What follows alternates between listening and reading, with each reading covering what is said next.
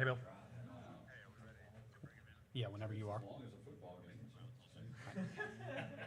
What LSU plays as long as a football game. And then, you have tomorrow off. I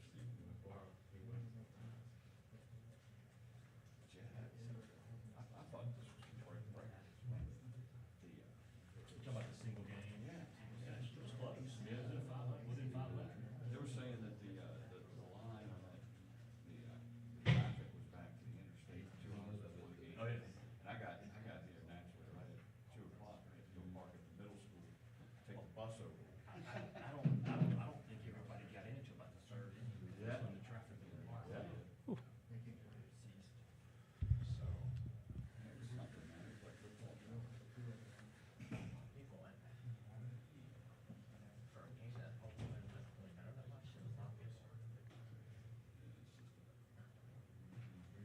Gets those people who might not be going to listen. It matters to those folks that come. Oh, yeah. Yeah, maybe more so than the teams at times, at least the coaches. It's an easy drive for Tennessee. Not bad at all. Up there for a volleyball tournament 2 weeks ago. Easy.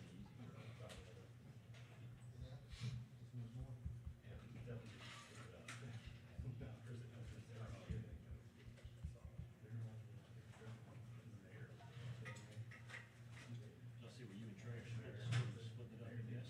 Yeah, he's there now. And, I'm gonna go there tonight, but I'm not gonna work until Wednesday, because, my brother has a place there, Destin. And, I don't think there's enough road. Clay got a place like 30 minutes away, doesn't he? He's down there now. I know he had a place nearby. We always go down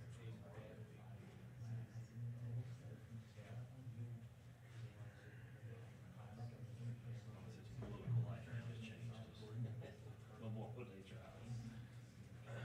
He goes a lot of games.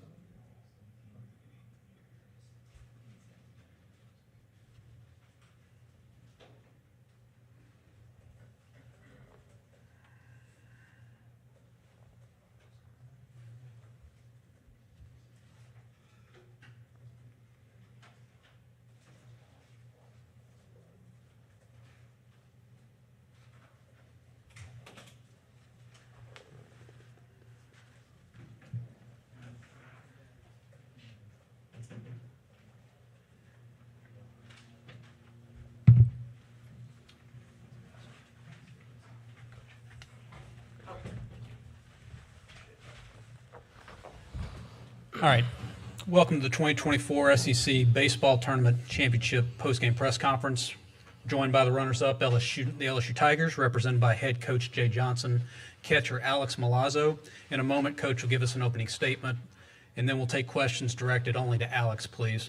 Diego and Grant have wireless microphones. Please raise your hand, wait to be called upon, and identify yourself when the microphone gets to you.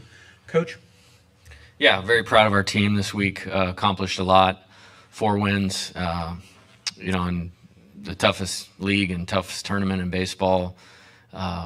Congratulations to Tennessee for winning the championship today. They got a great program, great players, and but I think the story is how we played all week long. We had 2 dominant pitching performances. We had 2 dominant offensive performances and came up a little bit short. And really liked what I saw in terms of the depth of our pitching staff and guys that can make a positive contribution moving forward, in the NCAA tournament, and feel pretty good about the 10 or 11 position players that we're going to roll with, and feel like we're well positioned for success in the next couple weeks. And it was a great week in Hoover. Obviously, would have liked to got one more hit there and won the tournament, but eyes ahead for the Tigers. All right. Questions for Alex, starting on the right front row. Chessa Boucher with WVLA in Baton Rouge. Alex, what does it say about your team with what you guys did this week and just postseason positioning as well? Yeah, this team's been resilient all year. I think playing throughout the SEC, it's toughest league in college baseball, and you're going to get hit in the mouth quite a few times as you go into that conference. And we took our licks early on, but a lot of guys on this team grew up and matured as we were going on. And I think just the message was, hey, it's not time to throw in the towel. And coach staff did a great job of showing up to work every day. So did we. And we took it one game at a time, and slowly but surely you could start seeing the pieces coming along. And I don't think either one of us up here is shocked of what we just did in this tournament. And but got to move on. And we've been playing playoff baseball for the past 5 or 6 weeks to get to where we are now, and look forward to making a good postseason run. All right, front and center. Alex Koki-Riley with the Advocate. What'd you see from all the different guys who threw today, given that pretty much all of them are either on short rest or no rest at all? Yeah, I think each guy, first of all, went out there and competed against a very good offensive lineup. Hats off to Tennessee. They swing the bats very well. But each guy went out there and competed their butts off. I really liked what I saw from Thatcher Hurd. I mean, that's one of the biggest takeaways from this SEC tournament for me as a catcher is how good he looked and how much he's battled throughout the season. Getting him where he's at right now is a big addition to our pitching staff, but Will Helmers too. Couldn't be more proud of him. A guy that probably hadn't pitched in the last month, and he comes out and throws up, 4 or 5 innings of zeros. So just overall as a staff, I'm super proud of them, and I think it was big to get all those guys in this environment for going forward. Third row, right side. Jack Schemmel with WBRZ in Baton Rouge. Alex, I guess, what did you learn about your team this week that you didn't know going into the week? Nah, nothing really shocked me. I knew what we were capable of, coming in. Coming into this, I think the biggest thing was we had some very clutch hits, and throughout the game there was no panic, whether we were down 8-0 at one point in time or the 4 or 5 lead changes in the first South Carolina game. Very proud of just staying with the plan, staying with the approach, guys not getting outside of themselves. And, it comes down right there. We were just short of one hit. All right, front row, right. Stephen Milam, the true freshman, had a monster week. What did you see from him? He doesn't play like a true freshman, and he's been clutch for y'all back-to-back games. Yeah, he's just a competitor. There's no other way to put it. That guy competes. I wouldn't want any other second baseman. I wouldn't trade him for anybody else. That's our guy right there, and he's a competitor. All right, last one for Alex, front row on the left. Alex, after catching, I don't know how many games it's been in a row now, 5 or 6 games in a row in this sort of humidity, how are you feeling? Feel fine. I was built for this. I've been catching since I was 9 years old, so it's just a toughness aspect of it. Awesome. Alex, congratulations on the success this week. Good luck the rest of the way. Thank you. All right, if there are questions for Coach, let's start here on the front right. Coach, how big of a week was it for your team? You've talked about the adversity, but to really show the world that you guys aren't backing down and to essentially lock up a number 2 seed. Yeah, I think I'm just proud of the play, and I'm proud of the growth. We're in a tough spot, as we talked about throughout the week, halfway through league. A lot of that had to do with the league, you know what I mean? And to kind of, flip the script, in the second half and play consistently and then come here and then win 4 games and, be a base hit away from being in extra innings, in this thing. And these guys wanted to win today, but I think they emptied the tank pretty good. My man's up here talking about toughness, and he's all good, but we need to sit him down for a couple days and get recouped. But he did a terrific job, as did all of the rest of the players. So we'll fly home tonight, and we'll get some good rest. We'll get them up. We'll celebrate being in the NCAA tournament tomorrow when the bracket pops up.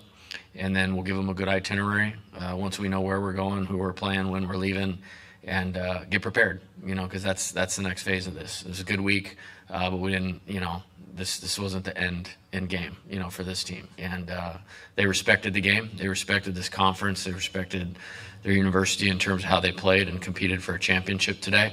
But we're excited about what's ahead. Third row on the right. Coach, you got 5 games in 6 days. What do you tell your guys when you know that this is a situation you want to be in a week or down the road? Yeah, I think, that one's a 5 games in 4 days if you don't play it right. So we can draw from this experience in terms of what it takes to win. And, I'm assuming we'll be on the road, obviously. And, get there early, get prepared, get rested, get focused on what the game calls for out of winning baseball. And I think we're well positioned to do that. I think we have a clear identity now. I think roles are pretty established in terms of what we're going to do, how we're going to do it. And they're playing incredibly hard. And, it's a team that I'm proud of and really excited to attack the postseason. There's 300 schools playing baseball, 310, something like that. There's only 64 having practice tomorrow or Tuesday. And we're one of those, and we've earned the right to compete to go to the College World Series and play for the national championship, that we currently have. And that's pretty awesome. First row in the center. Coach, is there any update on Christian Little? Yeah, he came out of the game and he didn't feel good at his lat. It's not an arm issue. It was a lat issue. So I don't have anything other than that. He wanted to throw a few more pitches, and I was like, no, we're not going to do that. So I'm optimistic. Whatever treatment we can get him, we'll get him. I will say that I'm optimistic about our staff, though. Obviously, he's a big piece, but I feel like this week showed we have more guys that I'm comfortable going to. Fourth row center. John Eads, WFB. Coach, you mentioned yesterday that when you guys got swept by Tennessee in mid-April, you would kind of hit rock bottom, so to speak. But now you go out there and you push them to the brink. How far has this team come since then, and how noticeable are the changes? Yeah, I think we've come a long ways. I always believed we had a good team. I think, there was a lot to that where we were at that time. But I think it's a good, I don't know, it's not a story. It's a good life lesson, as I would say, that sometimes when it's hard and if you just put your head down and work and focus on what's relevant and try to execute your job to help your team win better day after day after day, that you can become a better player. You can positively impact your team both on and off the field. And I think it's a locker room full of guys that have done that and are doing that. And I'm really excited about what's ahead. And I'm really excited about playing in the postseason, and the opportunity that presents this particular team. And I think we're well positioned to be successful. Third row on the left. J. Kevin Skarbinski with the SEC blog. Record attendance for the week, second largest single game attendance today. Can you add any more superlatives to what people have said about this event in this venue? And do you think it will carry over to next year when we've got a new format and 2 more teams? I sure hope so. I'll tell you, the national anthem was finishing up, the flyover, and the whole crowd chanting LSU. I got some chills. And I don't only remember feeling that in Omaha last year. And there's nothing like this. There's all these things going on in debates of how many teams and this and that. There's college baseball, and then there's this thing that's happening here, and they're not the same right now. And I'm proud to be a part of the conference. I'm proud to compete against the teams that we're competing against, and I think we'll be well represented in the postseason, not just in bids, but in terms of how everybody plays. And the programs have just advanced so far, and let's just call it whatever, the last 20 to 30 years, that it allows for an environment, to be like this. Now, this is my third one. This is, the most successful we've been in this. And, watching it on TV all those years in the West, the 9:30 a.m. games, it's 7:30 a.m. I'm eating my oatmeal in my office and I got a game on. Always thought this was really cool, and it just seems to, continue to separate itself from the pack. Second row left. Joe Healy, D1 Baseball. What do you think Dylan Lloyd did in that game to kind of put the game in a sleeper hold there for 4 Yeah, he did a nice job. I think they pitch well. They pitch really, really well. They don't miss over the plate very much. They seem to keep the ball away from the hitter's eyes well. They change speeds. They pitch, and he did that today. And he's deceptive. He hides the ball really well. Nice performance, by him. Time for two more back toward the right. Coach Alfred Esmond, Southeastern 14. Looking ahead to the NCAA tournament, obviously the title run from last year, how can you use that wisdom for your team heading into this one this year? Yeah, I think there's a lot of things that are relevant. I mean, it'll be a little different. I mean, we played at home for both rounds, so that's a little bit different. I think we can utilize this week in terms of things that can be really positive for our team in terms of preparing. But I think perspective is important. There's a few things. Your 5 wins from the College World Series, your 10 wins from a national championship. Okay? When you say it in that terms, it feels a little more attainable. Then there's the whole, like the movie Hoosiers things. You don't look at the next step till you cross the one in front of you, and the self-discipline to do that. And that's one of my strengths, I think, as a coach, and helping them do that. And, I think this team has the self-discipline and the maturity now to be able to take whatever the challenge is and do the things required to help us play well in postseason baseball. And it's a great opportunity for this team. All right, last one, front row. Coach, you mentioned that there are some guys out in the bullpen outside of obviously just Christian who have sort of maybe risen in your estimation over this past week. Who are some of those guys over the last 3 games or so? I feel like there's a lot more, like we can get guys in and out in short spurts and feeling a little better about their niche for certain types of hitters. I think, we had 2 high-scoring games the last 2 days. However, the tipping point, we got zeros at the end of the game when we needed to be able to win 1-run games. And that's something that I take a lot of pride in. We lost one today.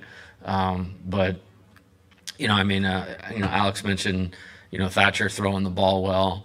I have a lot of trust in Sam Dutton, obviously. Kate Anderson, that was really good to see out of him the last 2 days. Will Helmers, and they're all different. And they're all a little unique. And, I credit Tennessee because they seem to have that too. They have a lot of variety in their arms and what they can do out of the bullpen and match up, and they pitch to their strengths very, very well.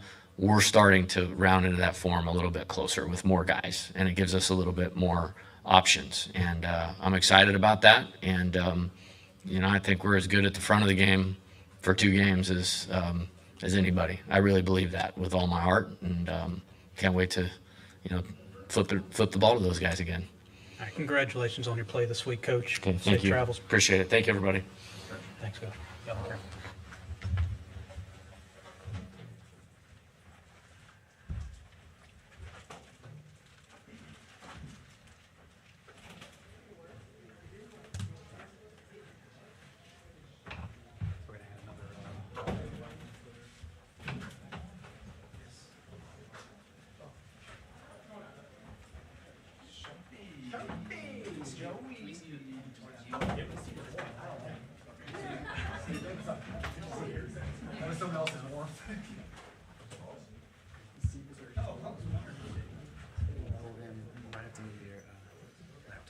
Yep.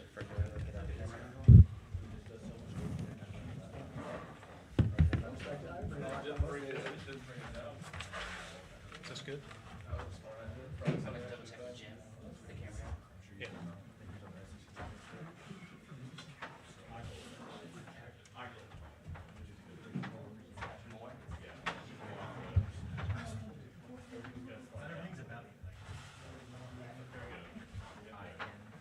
It was like on the head. That's good. It still is.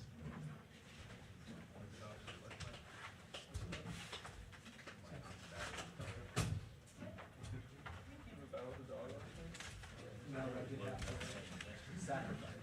And when you said is that right? Because you started yeah, and I acquiesced her request.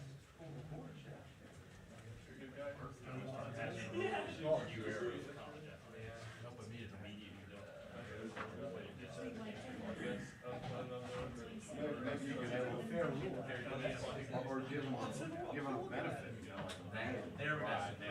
like a entertain off. You got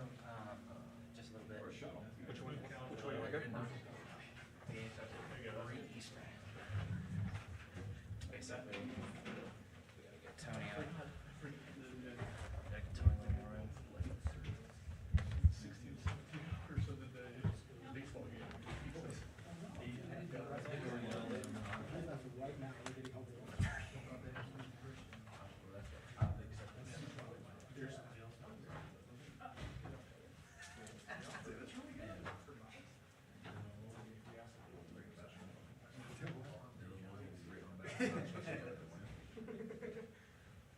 I gotta tell you, look at this. How they return from, that's what years and now Scott. You covered it. After the. We're not gonna do that. We do have a plane together. It's like 18 hours.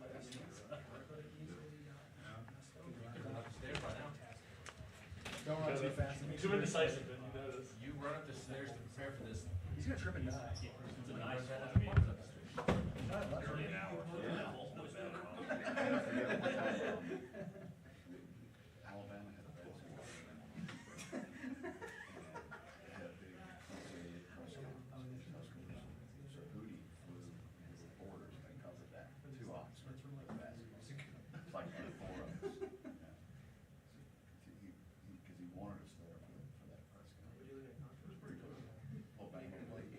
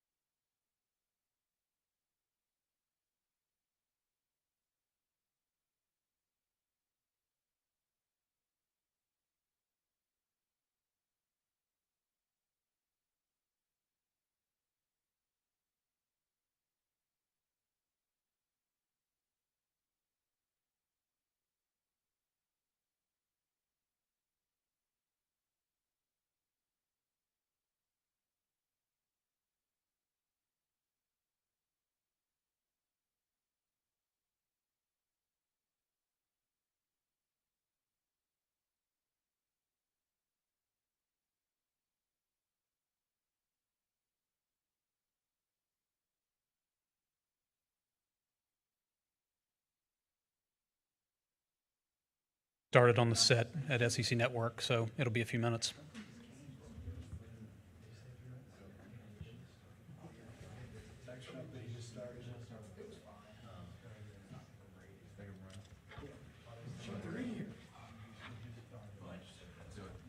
Yeah.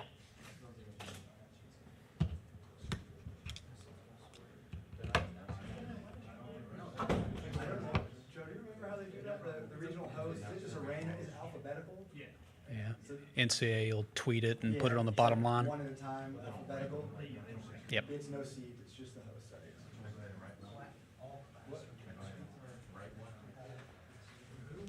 Social Goes Roller still over there. Oh, that's weird. Yeah. Just that way. I have that. Yeah. That's close right before the Johnson. Yeah. What time is that thing tonight? 8:30 Eastern. 7:30 here. Around the time I was in my car. That doesn't seem like.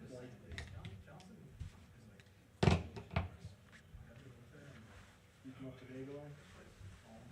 Yeah, last part. Yeah, I had planned to come earlier, get some home fun stuff. Gotcha. Take care of.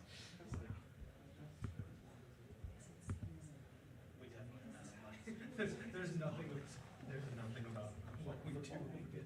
We're usually like this. They're not just almost that. It's not. Yes. It's also a little people. Which that is like a course of basketball. I'm not 70 and I like Southeastern now. It is flush. It is a nice. We invested what we have.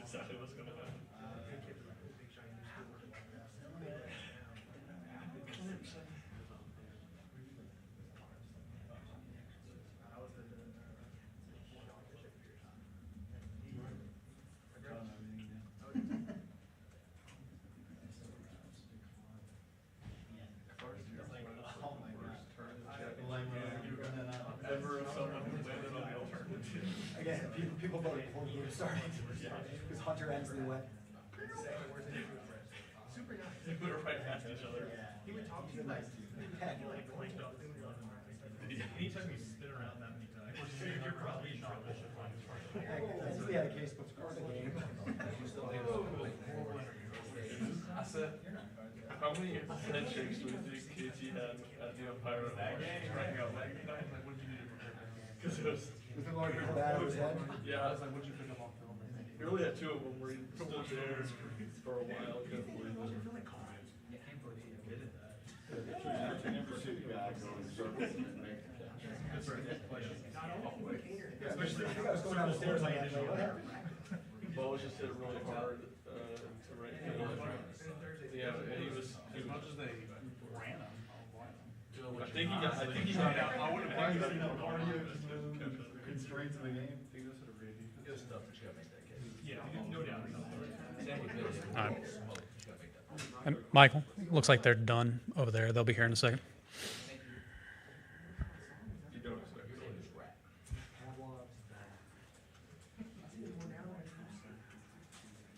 It's been a while, I missed it.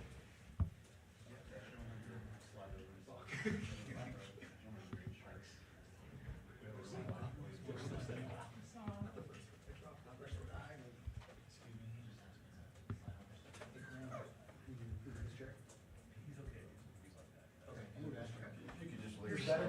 Just leave the room. Yeah, no problem at all. I'm gonna go home, actually. Keep sliding to the right. Okay, good. Catch the Zoom on the way home. Mm-hmm.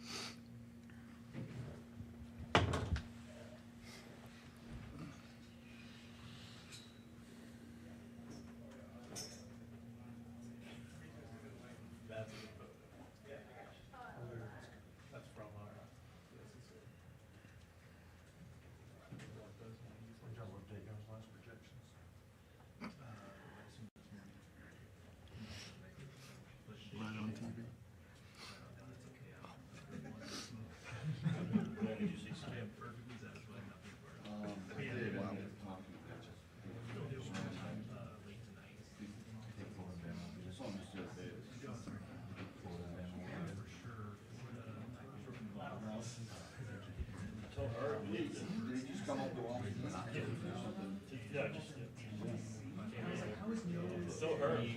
About third, fourth inning, we did the umpire. Wow. And, No hunt. skipping an area up on the No side. hunt? Crazy. Get to the light, watch us breaking down the game. Like that alternate pass they do.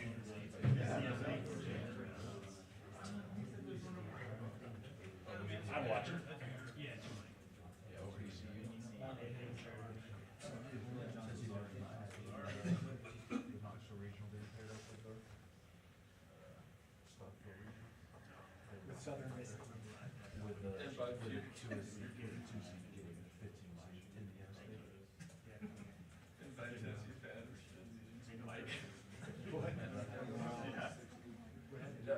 Not like the start full paired up with. Not the nonsense.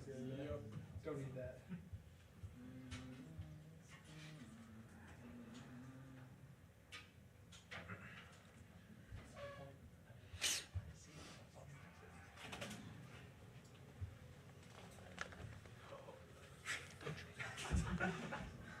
Oh boy.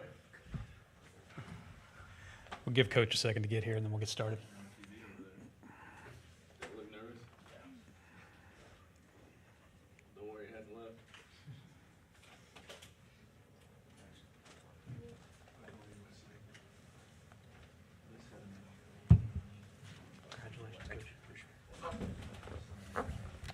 All right, welcome back to the 2024 SEC Baseball Tournament Championship postgame press conference. Joined by the regular season champions, the top seeded Tennessee, which won its fifth SEC Tournament Championship.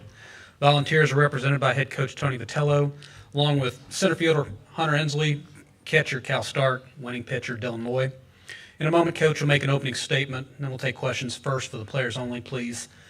There's wireless microphones coming around. Please identify yourself, and also please identify the players so that we can, since we have three of them, so we can move the camera to them. Coach? Yeah, blessed to have Frank Anderson be a part of our staff. With pitching the way worked out the way it did, multiple guys did some special things, and being in that dugout is reminiscent for me of Camden Sewell a couple years ago. Enns was on the team too. We're playing Florida, and you don't really have a starter ready to go. Sewell had been out of the pen for us, and he was nothing short of spectacular. And Xander did it for us out of that dugout, and now D. Loy today. Certainly in the plan was to see how many outs he could get, but he far exceeded expectations. And then the last thing is just the tournament overall was outstanding, in part because, LSU is the hottest team in the country right now, and they didn't stop today, in my opinion. They played really good ball, and, maybe just ran out of time because that thing was obviously very hairy at the end. Front row center for the players, please. Ryan Schumpert, Rocky Top Insider. Cal, just from your perspective, how much has the depth of the pitching staff increased, not only this week, but kind of over the last month or so? I think we've always had depth. We just got to be able to show it this week. Like Coach V was saying, it was good for guys to get out there, show what they can do. And I think it just adds to their confidence. This was big time baseball on a big stage, so I think it just adds to their confidence going forward. Front row left. Ben McKee, 24/7 Sports. Dylan, what was working so well for you today, and your mindset being thrown into the mix there after AJ? And then Cal, what did you see from Dylan working with him behind the plate? Yeah, so basically I just kind of went in trusting my guy behind the plate, and what was working so well was just the connection between me and him calming me down throughout the whole thing. On the right, fourth row. Oh, yes, sir. I think, as a freshman coming into a ball game like that, I thought he would be a lot more, amped up and stuff. But he, I could see him out there breathing, which was a good sign for me. And he just competed his tail off. I think he was throwing everything for strikes. Made the adjustments when he needed to, and just let the defense work, which is always a good side. John Sartori, WVLT. Dylan, Tennessee kid in your first SEC tournament, to be able to bring a championship back to Rocky Top, what does it mean to you personally? I mean, wearing the orange means so much to me, and being able to bring back the trophy is one of my lifetime goals growing up. On the right side, third row. Eric Kane, BulkWest.com. Hunter, 4-for-4 day at the plate. I think it might have come off 4 different pitchers. Kind of what was working well for you at the plate? Yeah, I was just trying to slow everything down today. huge crowd, obviously a great opponent that we have the utmost respect for in LSU. So really for me, it was just get in the box, slow everything down, and breathe as much as possible to relax. Fourth row, far right. Ryan Silvio, Vol Report. Kyle, just take us through that back pick that you had to get out of that inning, and how early in that at-bat did you know you were going to go to it? Yeah, no, it's something me and Blake obviously enjoy doing. So we kind of talked about it earlier on in the game, like a certain opportunity, stuff like that. We're always looking for it. So he just put it on. I got a good pitch to do it on. Made a good throw. That's really it. Paige Bauer, full disclosure, Dylan, building off that last question, this being something that you've looked forward to your whole life, describe the feelings you felt when this childhood dream of yours came true. Yeah, so I don't know which inning. I think it was my second one. I came off the mound. It was like the third inning, and I expressed probably too much emotion for it being that early in the game. And so I tried to channel that and just calm down, but that's kind of what I was feeling. First row, right? Yeah, Mike Wilson, Knoxville News Sentinel. For Cal and Hunter, are there things you know about this team leaving Hoover that you didn't know for sure when you came down here? Yeah, I think one thing for sure is there's a lot of different guys who can get the job done. I think we showed that on the offensive side, defensively, and especially on the mound. I mean, it was a big weekend for guys to step up, and there was for sure a few guys that absolutely did. I think there's also a lot of different ways that we can win a ball game. Building off of that, like Hunt said, there's a lot of guys that can be put in and get the job done.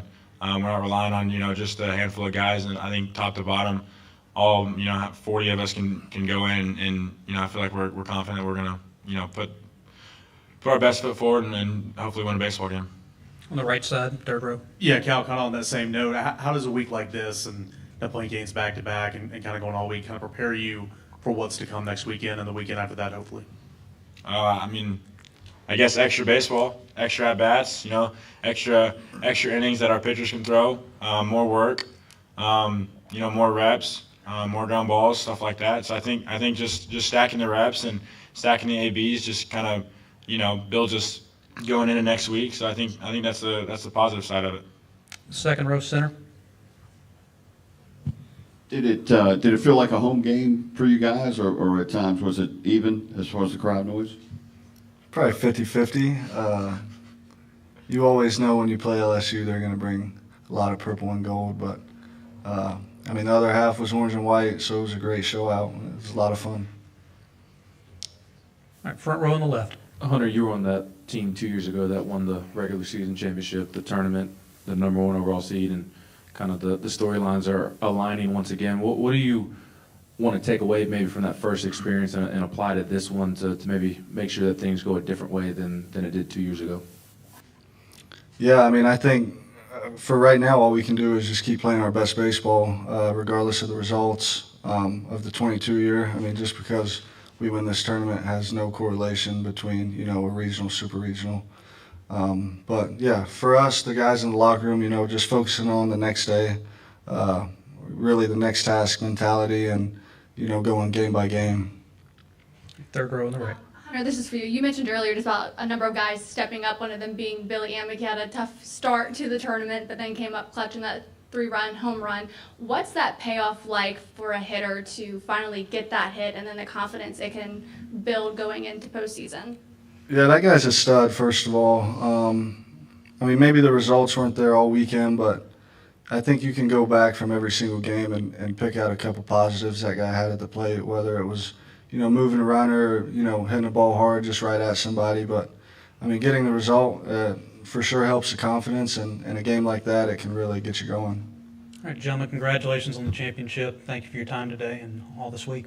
Thank you. Thanks, boys. See you at home, dog. Enjoy that. Yeah, must be nice.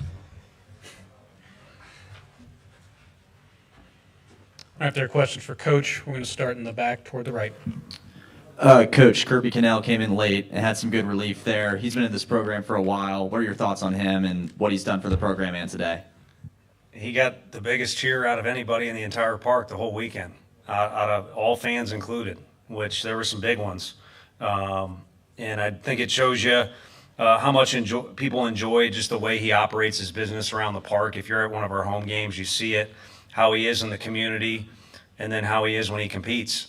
And if you look at what he did, I know Blake Burke won the MVP of the tournament. You got to give it to somebody. And I know he had a couple big hits, but I think more than anything, he was one of our best leaders. But Kirby pitched four times this tournament and was massive for us. And, you know, it's always difficult knowing you got to come in here and answer questions as a coach, especially when you have huge fan bases. Because even when the game's over, I'm kind of thinking about 4 or 5 things I wish I would have done different. I'm building up to the point you could argue we could have just left him out there. And I think you would have had what it took to finish the game. Front row on the left. 2 things for you. With AJ, the TV broadcast showed Woody looking at his arm after he came out of the game. Just what did he feel like after his outing? And then why do you think Dylan Lloyd was able to thrive within that moment? Yeah, I don't know what the broadcast showed, but I think Woody and him were going to sync up, you know, regardless how you feel and where you at with everything. I think he was wanting to press the issue and throw a certain amount of pitches or probably go until maybe he's in a jam. We kind of knew all along we wanted him to start the game, give us a little bit of a calmness because we know how he competes and he'll throw strikes, and he did that. And obviously, you know, he gives up the home run, but a lot of people have done that to Mr. Jones. And this kind of cost of doing business, throwing strikes right there. And then Deloy, you know, he was down there, and I don't know if he feels this way, but if I'm him, I'm itching to get in that game last night, and there were a couple moments where it was like, okay, next hitter, you're in, and he never came in the game. So I'm sure not only did he get his work in, but that anticipation of getting out there was probably great. But overall, he reminded me of Staum out there. I said it to ESPN too, copy the answer, that both those guys pitch with a lot of fire, but you gotta control it. And it was this fun balance.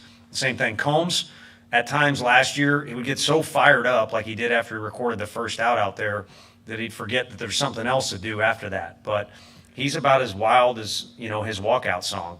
But he seems to have evolved a little bit where he can kind of, you know, manage those emotions and that passion. All right, on the right side, 4th row.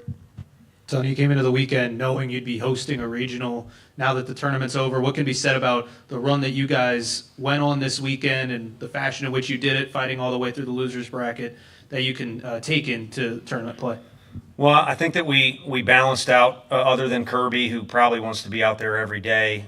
We balanced the workload pretty well, even behind the plate with Cal would be the other spot. The other guys just need to play. I mean, you're not going to feel good this time of year. You know, that's not going to happen. And kudos to Beth, our nutritionist. She was a maniac all week long with the food and the hydration and everything else. And, of course, Q helps her out, our strength coach. But, you know, it helped us to experience a lot of the different things that we did. And we did some foolish things, you know, and we pointed those out.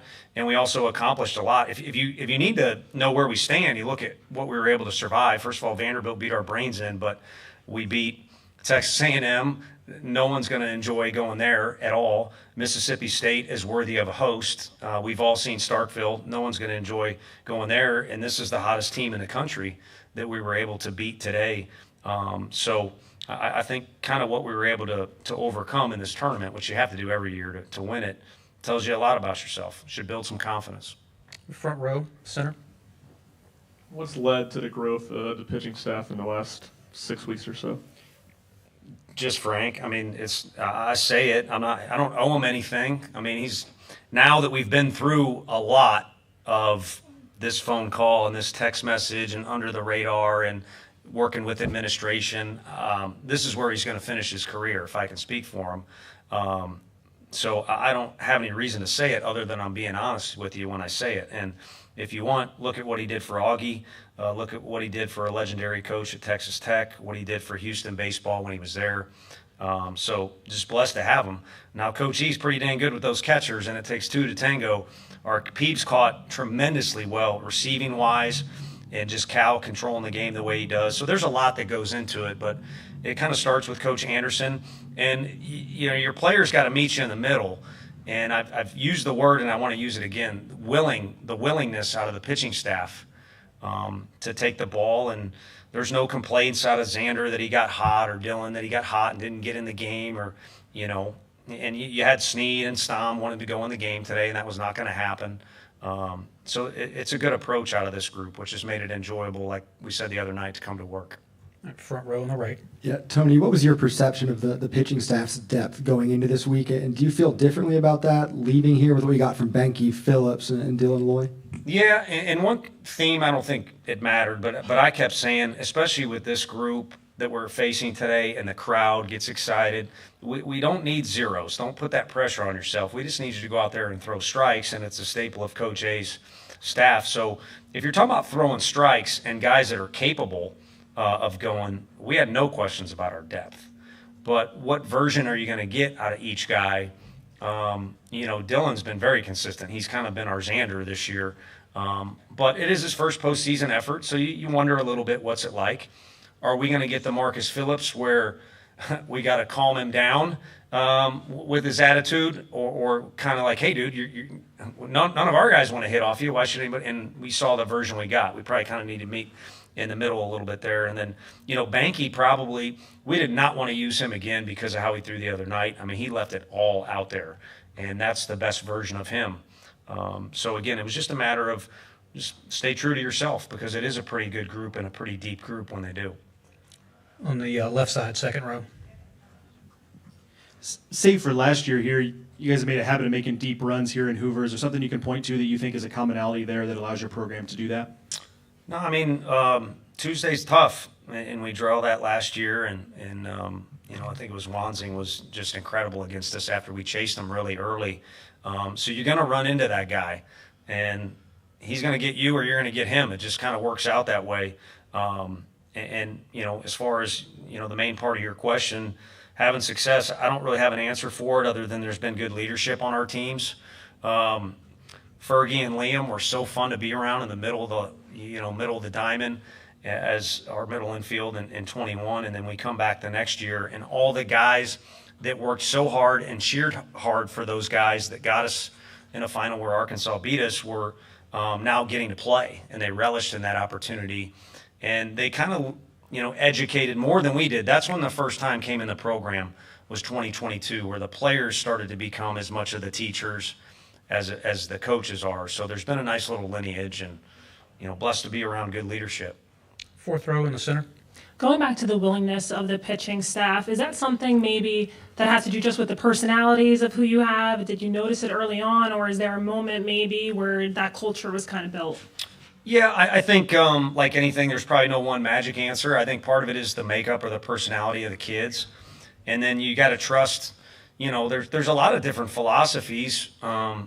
But if you're wearing purple and gold, then you got to trust what those guys are saying. If you're wearing orange, then you got to trust what we have to say. And it makes everything better when you do. So I think nature of the personalities, and then recognizing they have a lot of people that are fairly skilled, if at the very least, at coaching them, but also really care about them too. So there's been good communication, good going back and forth, and there's been a hunger to improve and get better. And maybe one of the special ingredients is there's a lot up for grabs this year coming into the year. I mean, you name it. And we went into the opening weekend, I think, with some people, you know, excited about our team. But Drew Beam was the only, if you were going to reference the past, he was kind of the one for sure constant that we knew we wanted to do, and Kirby out of the pen. But there was a lot up for grabs. I think it's good for players to have that hunger and something to work for. Last one, Ben. Tony, looks like you all are going to be the #1 seed tomorrow, and there's obviously the jokes about the curse of the #1 seed. You on that committee?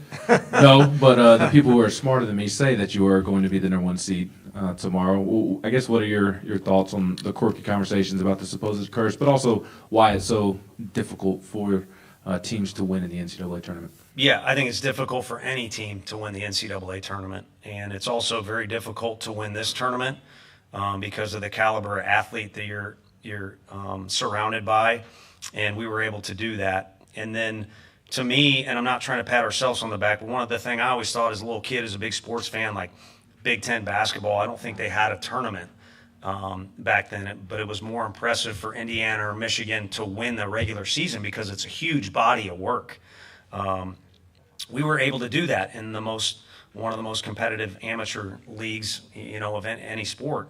And so we did that, but it's over with. And we were able to do this, and it's over with. So they should give you confidence. No one can take it away from you, but it's time to move on to the next thing. And there's no point in talking about a super regional for us or any of the other, top 8 seeds, because it's all about next weekend. And so we'll get back. Like I said, we got Q and Beth, so our players will, that won't be an excuse. But we'll be playing good teams that are capable of beating us. So we'll have to just go out there and win on Friday, whoever the committee wants us to play, and then we'll see what's going on Saturday afternoon. If anything, at least it'll be rowdy in Lindsey Nelson Stadium. Congratulations, Coach, and thank you for all your time this week. Thank you. Appreciate it.